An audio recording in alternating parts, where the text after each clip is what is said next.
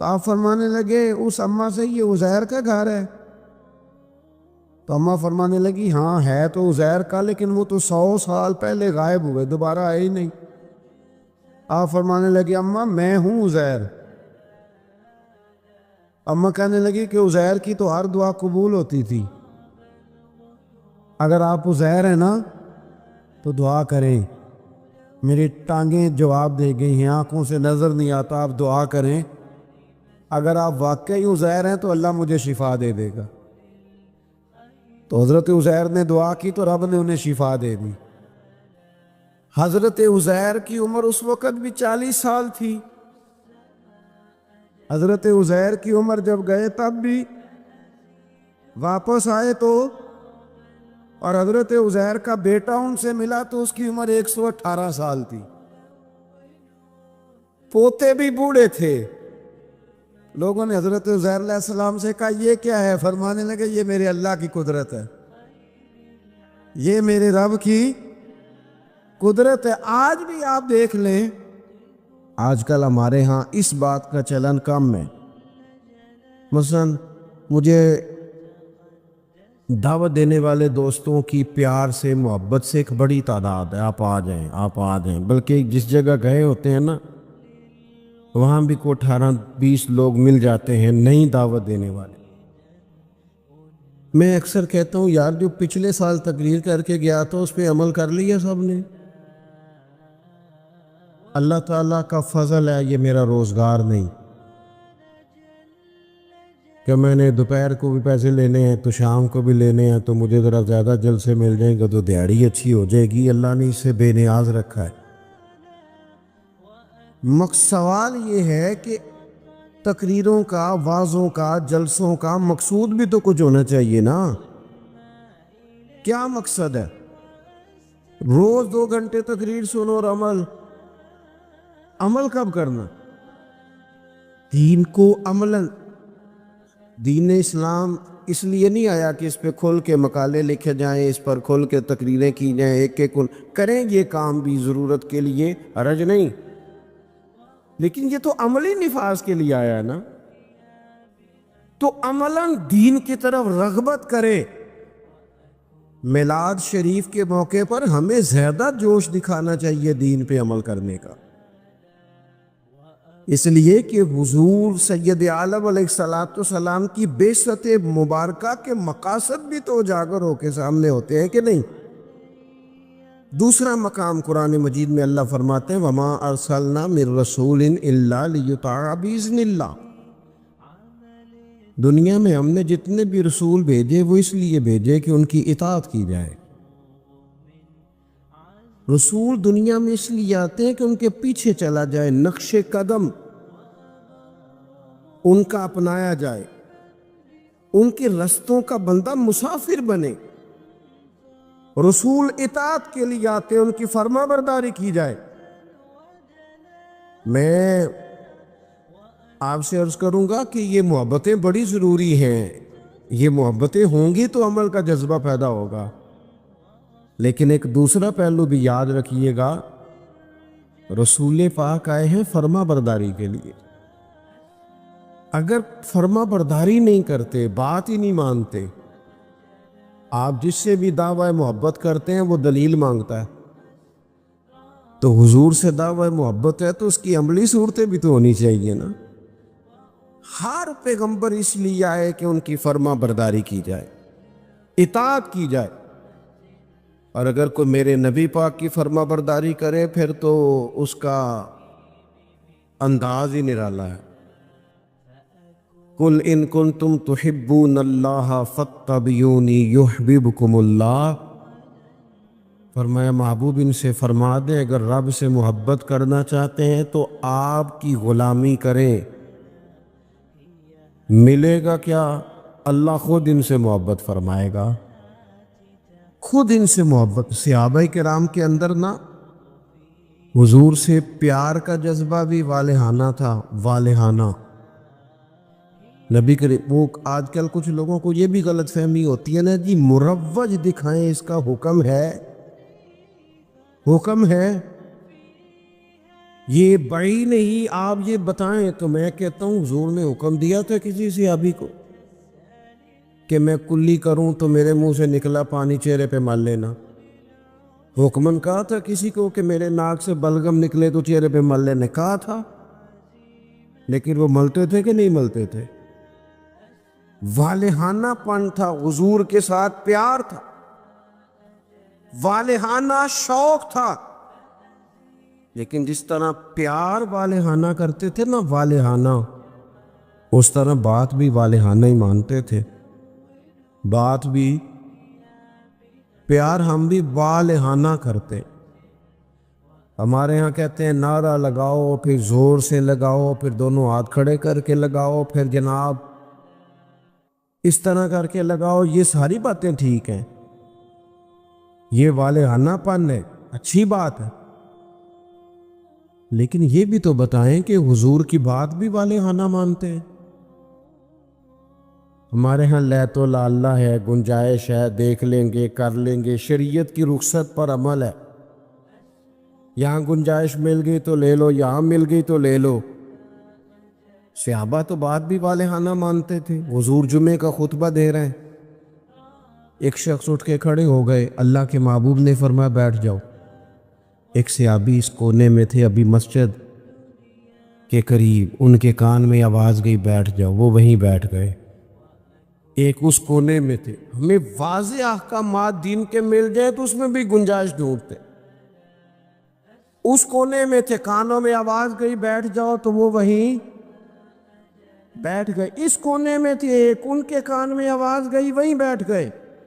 اللہ کرے کہ آپ موبائل تھوڑے کم چلائیں اور میری بات زیادہ سنیں، دعا کیے آمین تو کہہ دے نا، چلو دعا میں تو شامل ہو جائیں نا۔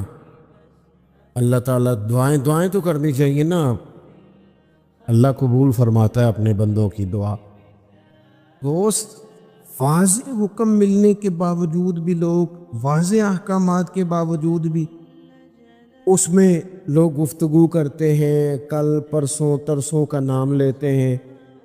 حضور نے مطلقہ نام نہیں لیا، جس کے کان میں آواز گئی وہیں بیٹھ گیا۔ یہ وہ نظارے ہیں جو زمین نے دیکھے ہیں، آسمان نے دیکھے ہیں۔ اتنی وارفتگی حکم ماننے میں، اتنی وارفتگی، بیٹھ گئے۔ تکمیل جمعہ پر محبوب نے فرمایا آپ کہاں تھے؟ یا رسول اللہ صلی اللہ تعالی علیہ وسلم، وہ آپ کا حکم آیا تو میں اسی کونے میں بیٹھ گیا تھا۔ آپ کہاں تھے؟ حضور حکم ملا تو اس کونے میں بیٹھ گیا۔ آپ کہاں تھے؟ حضور حکم ملا تو میں اس کونے میں بیٹھ گیا۔ تو کریم فرمانے لگے نہ آپ سے کہا تھا، نہ آپ سے کہا تھا، نہ آپ سے کہا تھا، میں نے تو ان سے کہا تھا۔ کہ یا رسول اللہ اپنے نام تو نہیں نہ لیا، سانو تے قید سجن دا گہنا ہے، او جینج رکھے اونج رہنا ہے۔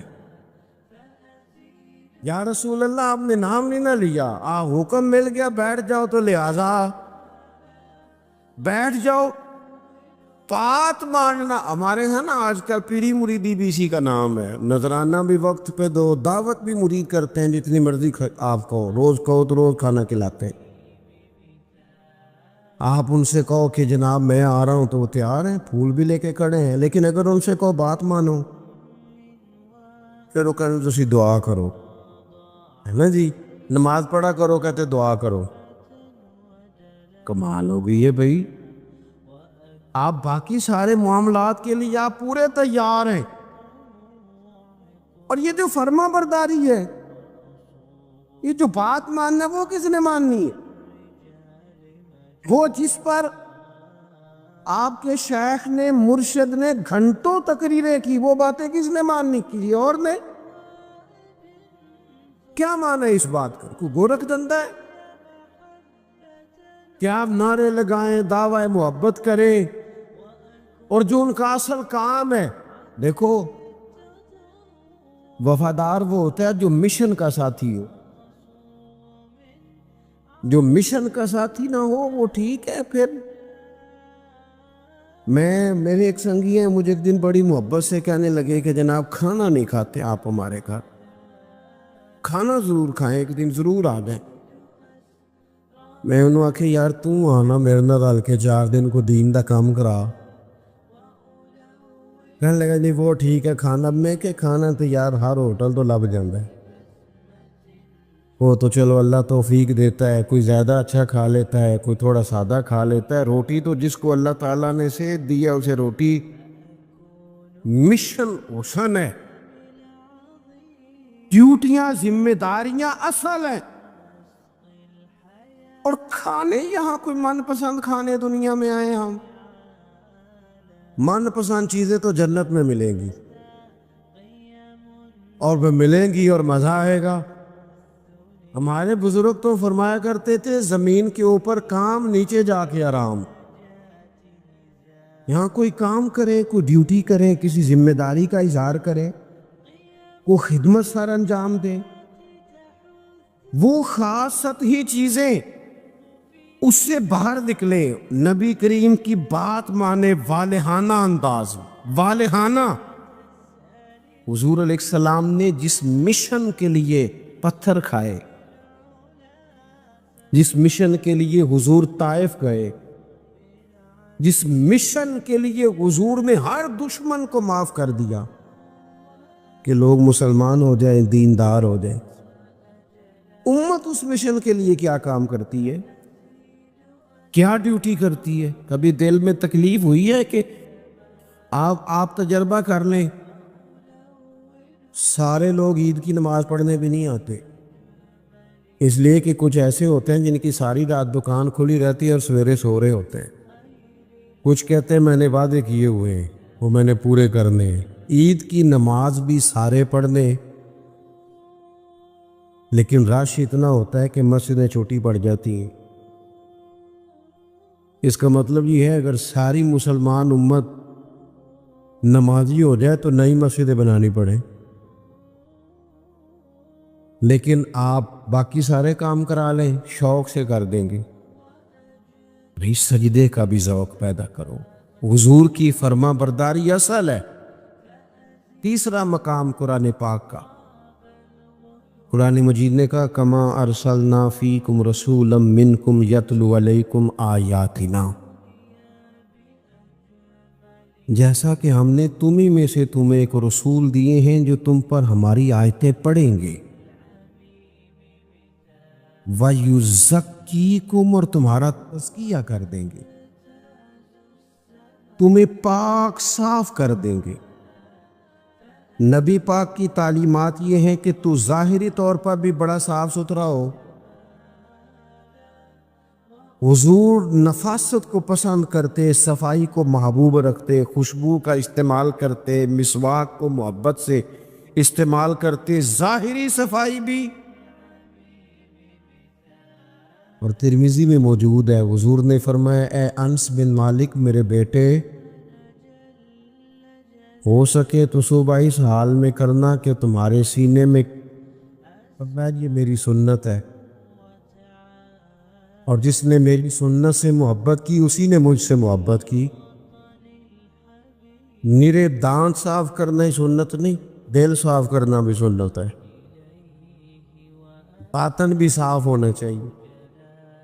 انسان کے اندر سے ساری بیماریاں نکل جائیں. عزیز دوست تزکیہ ہو,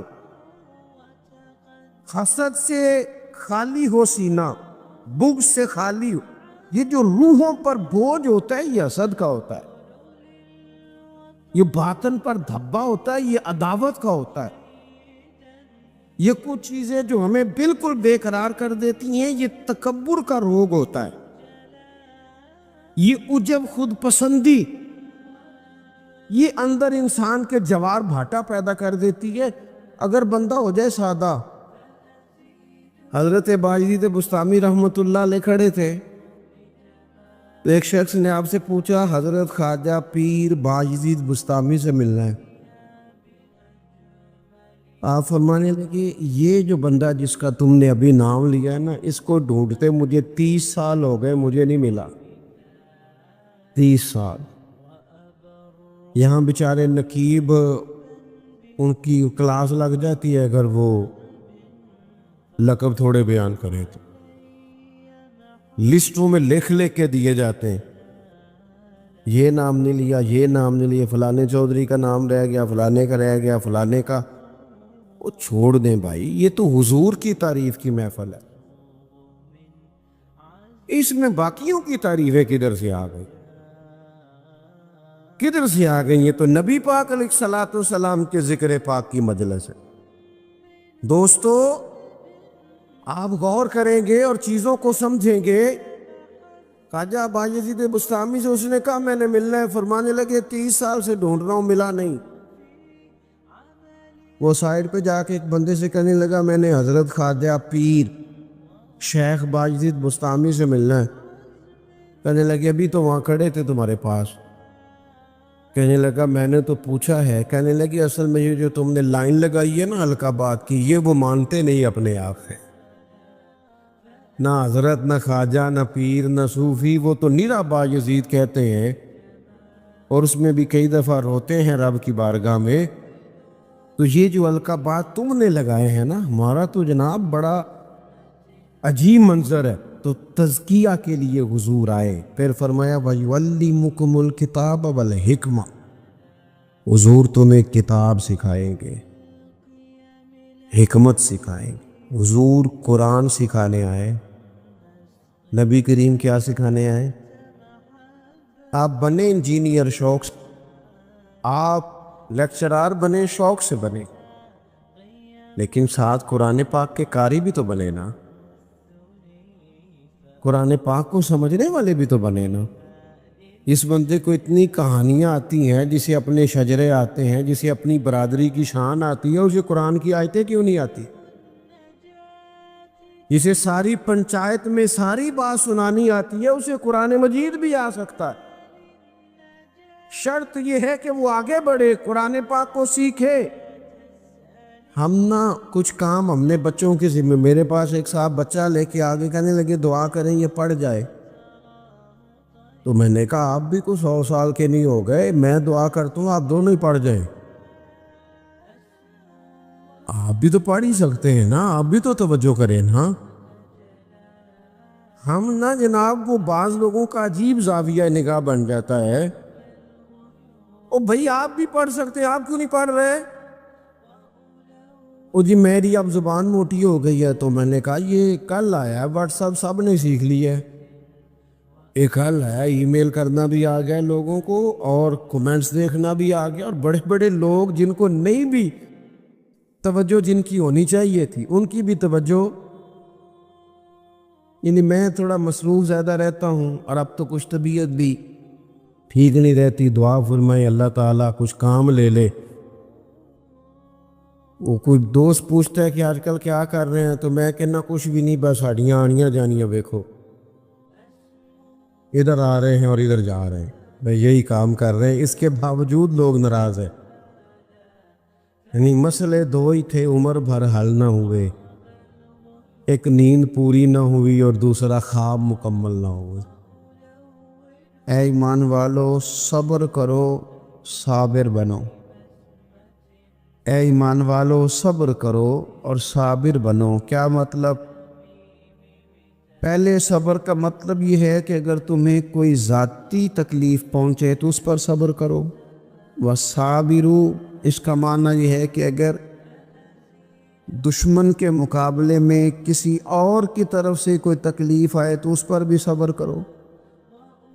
پھر فرمایا وَرَابِطُوا، اور ہمیشہ کمر بستہ رہو، اسلامی سرحدوں کے پہرے دار رہو، وَاتَّقُوا اللَّهَ، اللہ سے ڈرتے رہو،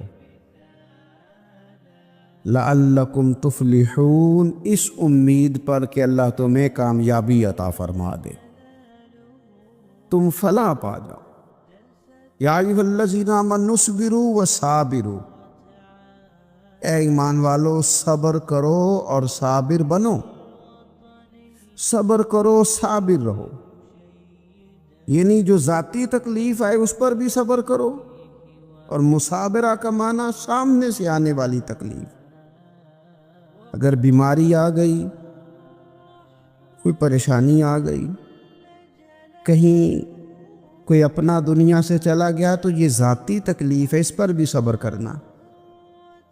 اور اگر اپنوں نے بیگانوں نے کوئی تکلیف پہنچا دی، کوئی اذیت دے دی، وہ اذیت کئی صورتوں میں ہو سکتی ہے۔ تانا بھی ایک اذیت ہے، طنز بھی ایک اذیت ہے، کسی شخص کے بارے میں غلط کلمہ کہنا بھی ایک اذیت ہے، اور مقابلے میں کھڑے ہو جانا، لڑائی کرنا، یہ بھی ایک اذیت ہے۔ اس پر بھی صبر کرو، ورابطو، اور اس طرح کرو کہ کمر بستہ رہو، جد و جہد کرتے رہو، واتقوا اللہ، اللہ سے ڈرو، لعلکم تفلحون، تاکہ تم کامیاب ہو جاؤ۔ صبر جب آپ کرتے ہیں نا، اور صبر کا ارادہ کرتے ہیں، تو اللہ تعالیٰ صبر کی توفیق بھی عطا فرماتا ہے۔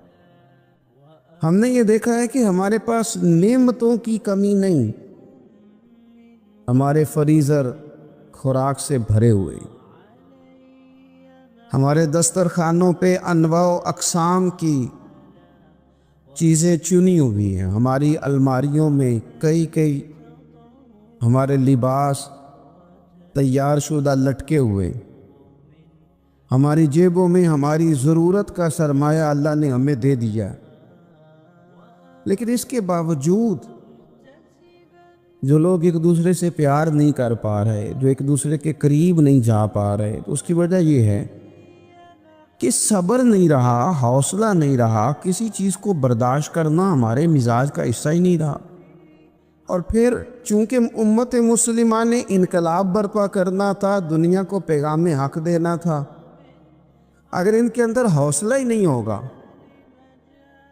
اگر انہیں صبر ہی نہیں کرنا آئے گا، استقامت ہی نہیں ہوگی، کہیں رکنا ہی نہیں آئے گا، تو یہ میدانوں کو سر کیسے کریں گے؟ کامیابیاں کیسے ان کا مقدر بنیں گی؟ رمضان مبارک میں بھی ماحول یہ ہو کہ افطاری سے 1 گھنٹہ پہلے نظر پوری ٹک جائے گھڑی پہ، اور تھوڑا سا بھی صبر مشکل ہو۔ اور رمضان مبارک میں سحری کے وقت میں اگر دہی والی دکان پہ بھی جھگڑا ہی ہو رہا ہو، اور شام کو سامان خریدنے میں بھی اگر بحث ہی ہو رہی ہو، تکرار ہو، جھگڑا ہو، تو پھر سیکھا کیا؟ پھر وہ جو ہمیں تربیت دی جا رہی تھی کہ ہم نے صبر کرنا ہے، تو پھر ہم نے اس میں حاصل کیا کیا؟ حدیث پاک سنیں گے، آپ کی طبیعت بڑی ٹھنڈی ہوگی۔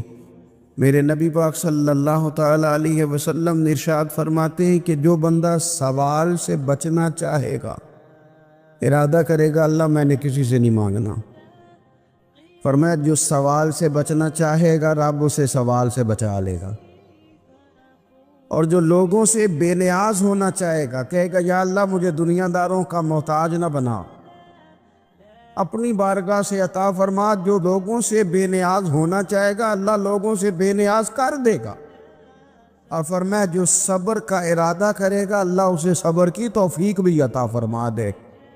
ارادہ تو کرے، پروگرام تو بنائے، توفیق تو اللہ دے گا۔ جو صبر کا ارادہ کرے گا اللہ صبر کی توفیق بھی عطا کر دے گا۔ اور حضور صلی اللہ تعالیٰ علیہ وسلم فرمانے لگے یاد رکھو، کسی بندے کو جو بہترین تحفہ دیا گیا ہے نا، اگر کسی کو کوئی بہترین عطیہ ملا ہے تو پھر اللہ تعالیٰ نے اسے صبر عطا فرمایا ہے۔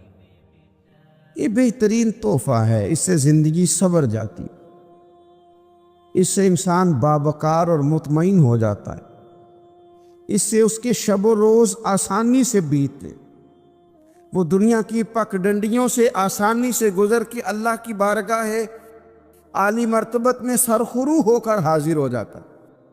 لیکن اگر بے حوصلہ ہو، صبر نہ ہو، پھر نقصان روز بروز بڑھتا ہے۔ اور پھر میرے رسول پاک صلی اللہ تعالیٰ علیہ وسلم ارشاد فرماتے ہیں کہ اصل بات یہ ہے کہ اللہ تعالیٰ نہ کسی بندے کا درجہ بلند کرنے کا ارادہ فرماتا ہے، لیکن اس کے اعمال اس طرح کے نہیں ہوتے کہ اس کا درجہ بلند کیا جائے۔ اب رب کیا کرتا ہے؟ اللہ تعالیٰ اس کو مال کی، جان کی، اولاد کی کسی مشکل میں ڈال دیتا ہے، اس مصیبت پر وہ بندہ صبر کرتا ہے تو اللہ تعالیٰ اس کا درجہ بلند فرما دیتا ہے۔ اعمال اس قابل نہیں تھے کہ درجات بلند ہو، وہ اعمال کی بنیاد پر نہیں کر سکتا تھا تو اللہ نے کسی مشکل میں ڈال کے نہ اپنے فضل سے درجہ بلند کر دیا۔ اب جو راہ طریقت کا مسافر تھا، جو سلوک کی منازل طے کر رہا تھا، جو اللہ رسول کے قریب جانے چاہ رہا تھا، اس کے لیے کتنی آسانی ہو گئی کہ مجاہدہ تو زیادہ نہ کر سکا، کثرت سے نفلی صوم و صلات کا بندوبست تو نہ کر سکا، تھوڑا سا صبر کیا، رب نے اپنا اور اپنے محبوب کا قرب عطا فرما دیا۔ تو یہ تو آپ صبر کرنے کے لیے جب نکلے ہیں تو آپ نے تو رب رسول کو پا لیا۔ یہ صبر تو وہ والا سفر ہے جس کی جو منزل ہے وہ اللہ رسول کا قرب ہے۔ ہم لوگ تھوڑی تھوڑی باتوں میں حوصلہ ہار جاتے ہیں، صبر چھوڑ جاتے ہیں، پریشانی بڑھ جاتی ہے، پتہ نہیں ایسے محسوس ہوتا ہے کہ جیسے یہی بندہ دنیا کا سب سے دکھی بندہ ہے۔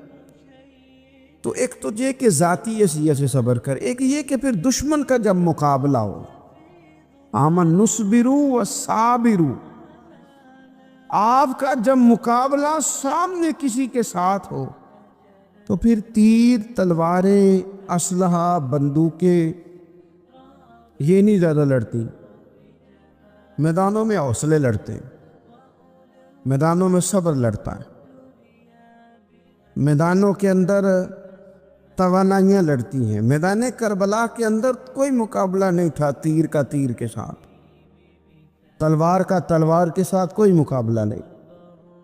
میدان کربلا کے اندر ظلم کا صبر سے مقابلہ تھا۔ فتح کے ڈنکے یزید نے بجائے تھے، جشن ابن زیاد نے منایا تھا، لیکن قیامت تک اللہ نے جو فتح عطا فرمائی ہے تو وہ حسین ابن علی کے صبر کو عطا فرمائی، وہ سیدنا امام علی مقام کے صبر کو ملی۔ عزیز بھائی، صبر ہی ہمیشہ فاتح ہوتا ہے، صبر ہی جیتا کرتا ہے، صبر ہی کامیابیاں دیتا ہے، نتیجے صبر کے نکلتے ہیں، صبر کے حوصلے کے نتیجے ہوتے ہیں۔ ہماری جلد بازی ہمیں شکست خوردہ کر دے گی، ہمارا حوصلہ نہ ہونا ہمیں ہرا دے گا، ہم کمزور پڑ جائیں گے اگر ہم بے حوصلہ ہو جائیں گے۔ سنو، میرے نبی پاک علیہ السلام نے تربیت کی، حضور اپنی امت کو درس دیتے ہیں، حضور فرماتے ہیں پہلے تو کوشش ہی نہ کرو کہ تمہاری دشمن سے لڑائی ہو، اس چکر میں ہی نہ پڑو کہ لڑائی ہو۔ مسلمان امن والے ہیں، یہ پرامن لوگ ہیں، یہ امن پسند ہے، یہ داعی امن ہیں، یہ معاشرے میں مومن ہونا امن کی علامت ہے۔ فرمایا پہلے تو یہ پروگرام ہی نہ بناؤ کہ تمہاری لڑائی ہو، اور فرمایا پھر اگر ہو جائے نا تو پھر صبر کے ساتھ مقابلہ کرو، پھر ٹٹ کے مقابلہ کرو، اور پھر یاد رکھو یہ جو جنت ہے یہ تلواروں کے سائے میں ہے، جنت تلواروں کے سائے میں تمہیں ملے گی۔ پھر ڈٹنا سیکھو۔ پہلے تو بات یہ کہ تم یہ ارادہ ہی نہ کرو لڑائی، اور اگر کبھی ہو جائے تو لوگوں کو بتاؤ کہ ہیں ہم پرامن لوگ، پر دین کے لیے کھڑا ہونا ہو تو پھر ہم سے زیادہ کسی کو کھڑا بھی نہیں ہونا آتا، پھر ہم سے زیادہ کسی کے پاس طاقت بھی نہیں۔ حضرت مولا علی شیر خدا رضی اللہ تعالیٰ عنہ کے زمانے میں کفر کے ساتھ ایک جنگ ہو رہی تھی، تو کافروں نے نا جاسوس بھیجے کہ یار پتہ تو کرو مسلمانوں کی تیاری کس طرح کی ہے۔ تو جاسوس واپس جا کے کہنے لگا سمجھ کوئی نہیں آئی ان کی، وہ تو راہب قسم کے لوگ ہیں، صوفی قسم کے لوگ ہیں، وہ تو کٹے ہوئے دنیا سے، مسلوں پہ بیٹھ جاتے ہیں، رات کو تو لگتا ہے دنیا سے تعلق ہی کوئی نہیں، لیکن سویرے اٹھ کے میدان میں تلوار لے کے نکلتے ہیں تو لگتا ہے ان سے بڑا مجاہد ہی کوئی نہیں۔ یہ عجیب لوگ ہیں کہ رات کو مسلح پہ بیٹھے تو لگتا ہے کٹ گئے دنیا، یہ صوفی لوگ ہیں، درویش ہیں۔ یہی مسلمان کی شان ہے، ہو ہلکا یاراں تو برے شم کی طرح نرم، رزم حق و باطل ہو تو فولاد ہے مومن، ادھر آ ستمگر ہنر آزمائے، تو تیر آزما ہم جگر آزمائیں، ہم تجھے اپنا حوصلہ بتاتے ہیں کتنا، دیکھ ہمارے حوصلے سے ٹکرا کے دیکھ یہ کتنا طاقتور اور مضبوط ہے۔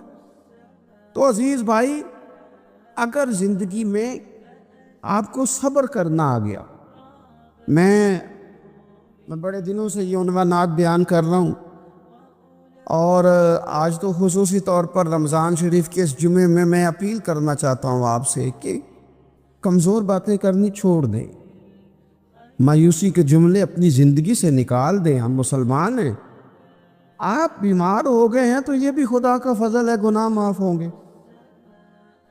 اگر اللہ تعالیٰ نے فقیر بنا دیا، غریبی آ گئی ہے تو یہ بھی فضل ہے، امیروں سے پہلے جنت میں جائیں گے۔ اگر اللہ تبارک و تعالیٰ نے کسی جگہ آپ کو مکان نہیں دیا اور دوسرے کو دے دیا ہے تو آپ وہ لوگ ہیں جو عظیم سنت ادا کر رہے ہیں سیدنا بلال حبشی کی۔ اگر کسی جگہ کوئی کمزوری آ گئی ہے، کوئی پیچھے رہ گئے ہیں تو یہ خدا کا فضل ہے۔ اللہ تعالیٰ نے چاہا ہمارے لیے جو فیصلہ تو ہم اس پہ راضی ہیں، لیکن اپنی زندگی اور شکوے اتنے بڑھا لیے، ہم نے اتنے بڑھا لیے کہ لوگوں سے شکوے کرتے کرتے رب رسول سے بھی شروع کر دیے۔ غلام بھی کبھی شکوہ کرتا ہے، آقا کا بھی شکوہ ہوتا ہے، بندہ بھی کبھی شکوہ کرتا ہے، رب کا بھی شکوہ ہوتا ہے، یہ بھی کبھی ہوتا ہے۔ آپ نہ مانے پر یہ شکوہ ہے کہ میں بڑے ڈاکٹروں کے پاس گیا ہوں، آرام نہیں آیا۔ نہ مانے پر یہ شکوہ ہے، میں نے کبھی کسی کو ستایا تو نہیں پر میرے حالات بھی ٹھیک ہوتے۔ آپ نہ مانے پر یہ شکوہ ہے کہ فلانے کے پاس دولت زیادہ ہے، اس نے پتہ نہیں وہ آگے نکل گیا اور میں پیچھے رہ گیا۔ نہ مانے پر یہ شکوہ ہے۔ کس سے کر رہے ہو؟ رب رسول سے۔ او آس بولے تے او دی مہربانی، اساں تے لاڑ ہی لڑاونے نے۔ کس سے شکوہ کر رہے ہو؟ خدا کے بندو، غلام غلامی کرتے ہیں تو شکوے کرتے ہیں کوئی؟ لیکن جو بندہ صبر ہی نہ کر پائے، جو صبر ہی نہ، جو کہے جی بڑی دور سے آیا ہوں، بڑی دیر ہو گئی، بڑا ٹائم ہو گیا، کب جا کے مسئلہ حل ہوگا؟ وہ جو آپ نے بتایا تھا وہ تعویذ کب اثر کرے گا؟ وہ دعا کب قبول ہوگی؟ وہ فلانا معاملہ کب؟ بھئی یہ ڈیٹ تو آپ کو رب رسول ہی دے سکتے ہیں۔